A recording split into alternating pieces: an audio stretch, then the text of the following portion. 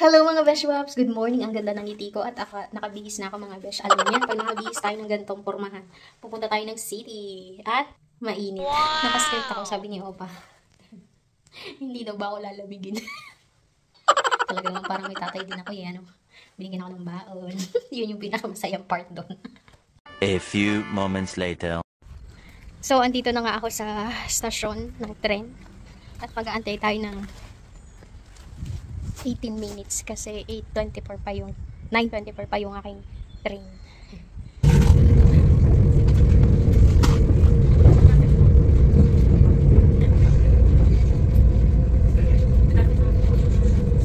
Het volgende station is Amersfoort-Vathorst. Nasa city na ako.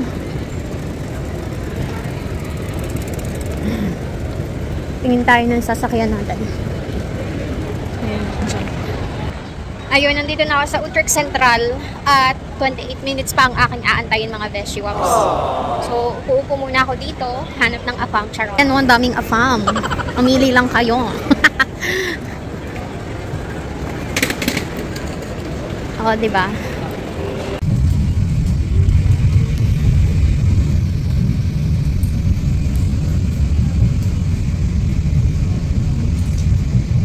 Two hours later. Nasa city na ako. Bibili muna ako ng lunch kasi wala na akong time mamaya. Para pag nagutom ako, may makakain ako. So, welcome to Den Haag Central. Diyan tayo bibili sa Burger King ng kahit burger lang. So, nakabili na ako ng tanghalian ko. Pupunta muna ako sa bahay ng amo ko kasi ilalagay ko yung mattress sa vacuum bag. Ay, maglo-load pala muna ako ng card ko. Wala nang load yung card ko, ubos na. So, tapos na akong magpa-load. Magpapadala naman ako. Kasi kailangan yung pera. Tingnan nyo. Nasa city na talaga ako mga Besh. Pagtapos ko magpadala ay mapuntahan ko sa bahay ng amo ko. Pagtapos ko doon, madiretso akong palengke kasi may abilhin ako. At pagtapos ko sa palengke, punta ako kay Tita Cora. Tapos mamaya, magpa-party kami. Oh, diba napaka-busy ho ni Inday. Super busy ho ni Inday, as in. Buti na lang mabait yung may-ari. Sabi sa akin, mas mataas lang doon sa kabilang remittance nila. O, di doon ako mapunta. Sayang pa yung piso. Ay, kailangan ko ng kwarta. So, punta tayo sa Barrio Pilipinas. Barrio Restaurant yun. Filipino restaurant. Tapos, syempre, ang may-ari, Filipino din. Punta tayo dun. Sad to say, sarado pa. Alas 12 pa kasi yung nila. So, mamayang hapon na lang, babalik naman ako dito. Punta na ako sa bahay ng amo ko. Kain muna ako, wala pa yung darang. Ito na.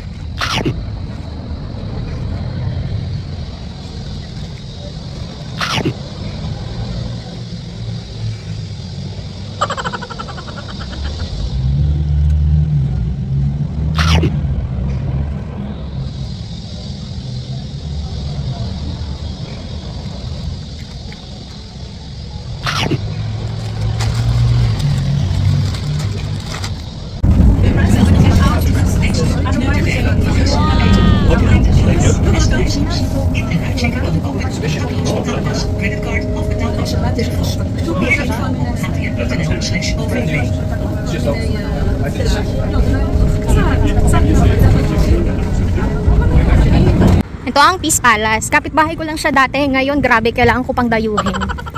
Yan. Dito lang ako banda nakatira mga Beshwap. Way back 2022 hanggang 23-24. So mga Beshwap, nakarating na ako dito sa bahay ng amo ko. Mga gamit ko pa yan. Pero hindi kasama yung bagay. Yun lang mga katambak na yan. Gamit ko yan, my God.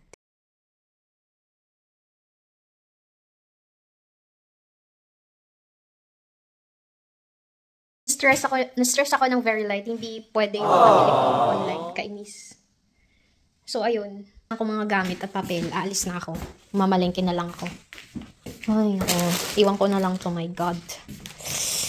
A few moments later. Punta na tayong palengke mga Beshwap. At dadaan tayo dun sa dati kong tinitirhang bahay dito sa city. Papakita ko yung street namin. Ang ganda.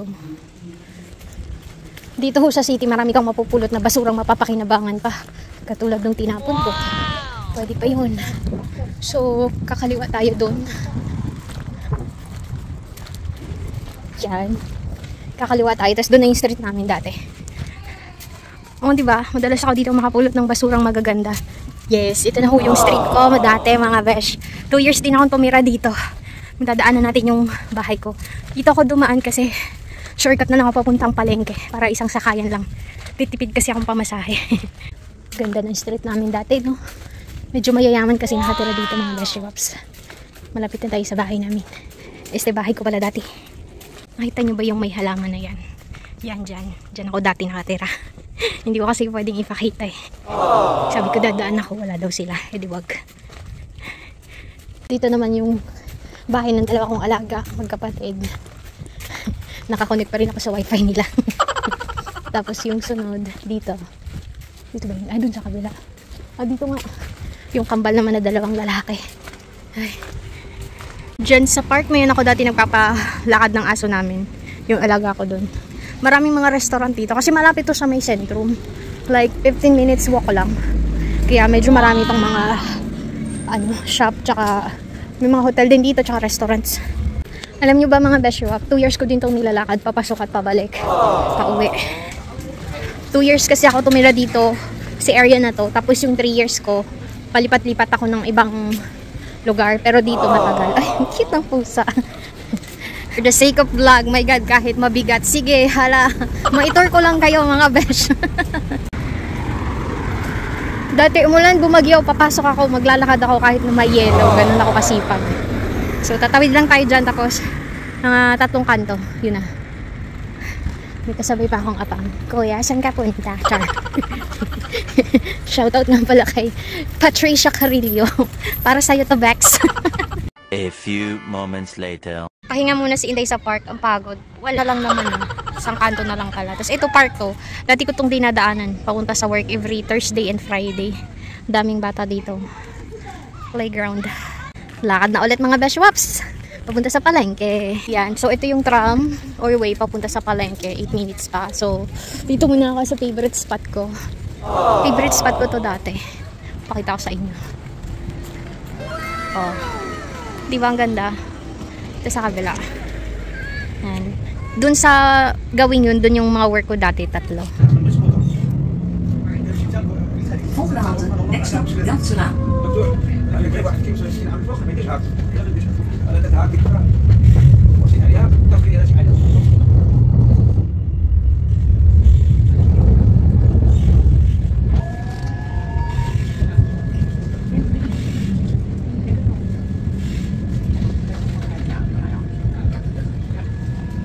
Volgende halte, next stop, Haagse Markt, The Hague Market.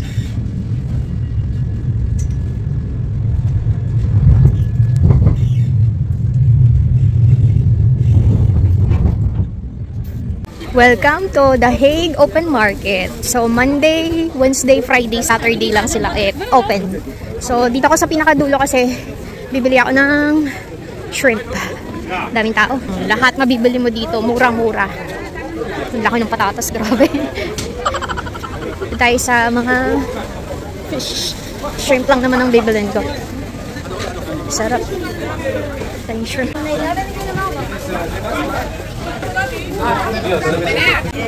So, ayun, walang lobster. Pero nakabili na ako ng shrimp. Crab. Sarap ng crab. Gusto naman yun ang lalaki. Ay, ito yung lobster. May lobster. Sarap. Ito masarap. Mission accomplished mga besh. May lobster ako para kay Opa. Hi. Ay, hi. Play open market. Oh, ang ganda, diba? So, puntan tayo kay Tita Cora kaya hindi na ako makadala. Uwi na tayo.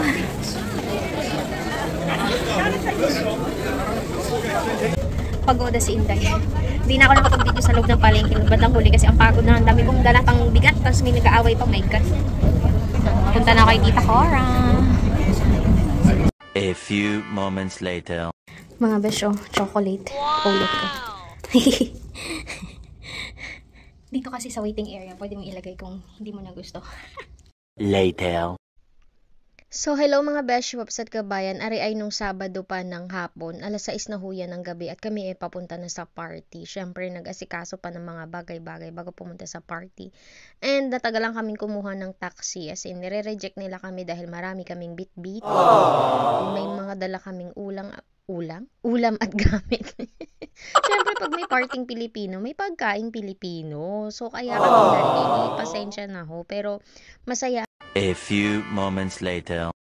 Ayun, pagdating namin, naka-ready na sila, naka-set up na. And for today's video, ako ay bisita lang na taga-sayaw, taga-kain, taga-kanta, charot.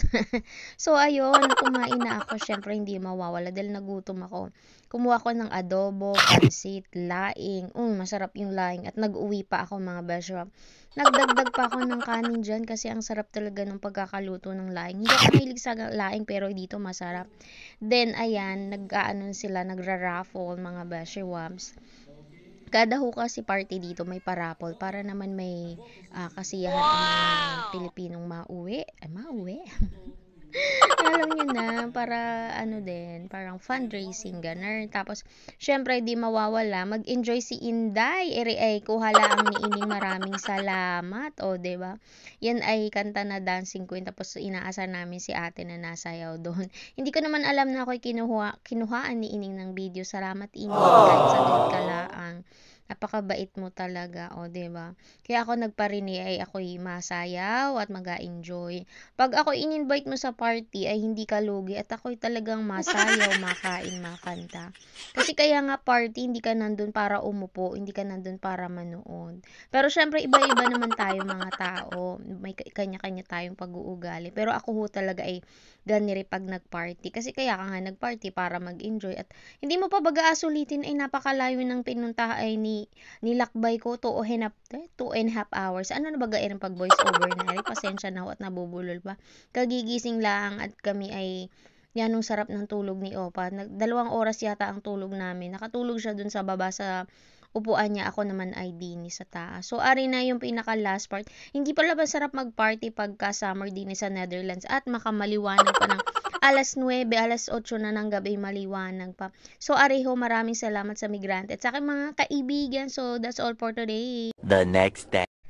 Hello mga beshwaps at kabayan. Ito ho ay nung May 19, which is Sunday, second day ng day off ko. At ayun, every time may party, mayroon pang after party. So, pupunta kami sa bahay ng kakilala ko at kami kakain. At syempre, makikipaghuntahan at maritesan. Char.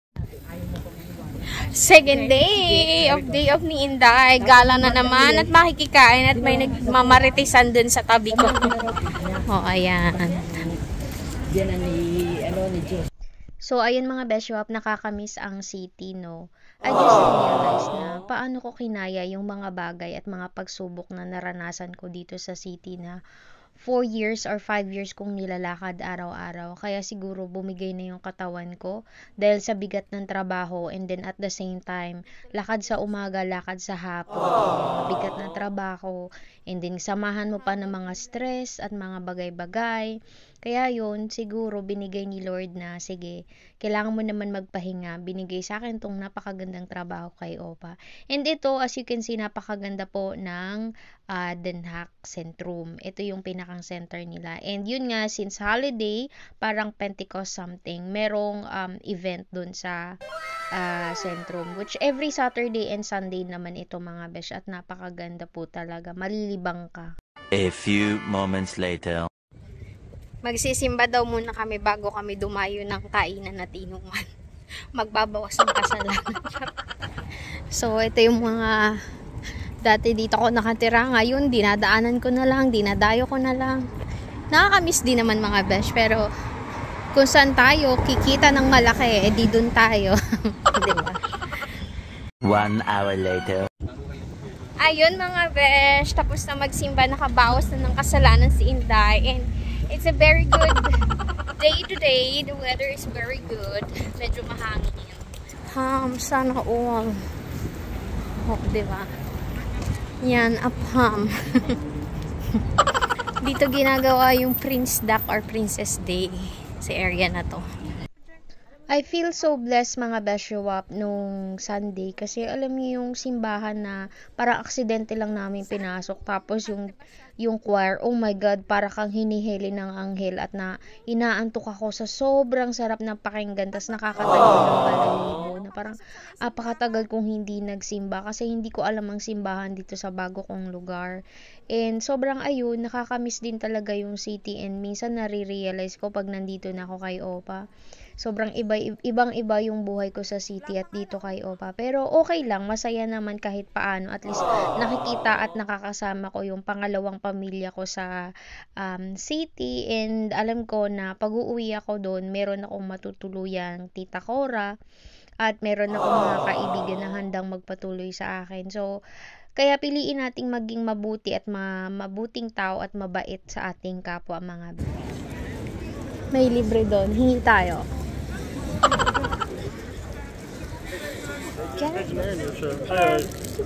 Thank you. Kapal na mukha ako nang hingi ako. Isa lang binigay, humingi ako 2. So, punta na tayo sa pangainan. A few moments later. Matagal pa yung tram kaya naglakad na lang ako mga besh. 8 minutes pa. Eh, malapit lang naman. Yung 8 minutes na iantay ko doon pag nilakad ko, makarating ako sa pupuntahan ko. Makikikain akong tanghalian, papahinga, tas balik na kay Opa. Ayan o. Kabisado ko kasi itong street na to mga besh. Anyway, dito naman sa dati kong tirahang city, kabisado ko yung mga streets. Saan lulusot? Saan papunta? Ganun. Kasi hindi ako nagbabike, naglalakad lang ako kaya nakabisado ko mga besh. Siguro mga Beshwap nagtataka kayo, bakit dito sa city? Sobrang gala ko. Siyempre kabisado ko dito, tapos sa probinsya kasi bahay, trabaho lang ako, bahay, grocery. Kasi hindi ko pa kabisado dun. Hindi dahil sa hindi ko kabisado, pero wala naman kasi akong pupuntahan, puro gubat-gubat. Eh, ayoko maglakad mag-isa. Paano kung may biglang humatak sa'yo? Kamusta naman ako, diba? Dito kahit gabi, 1:00, 2:00 naglalakad ako dito. 2:00 madaling araw, naglalakad ako sa kalsada. Pero safe. Dun kasi, bihira tao, nakakatakot. Oh my God, si Kuya, Papa. Ulam na lang kulang. Shucks. Ang gwapo ni Kuya. 3 hours later. Ayun mga besh, tapos na ang gala. Uwian naman sa probinsya. Ibali ng maaga ako kesa naman maiwan ako ng train. Eh, ang taxi ko, importante. Uwi na tayo mga besh. A few moments later.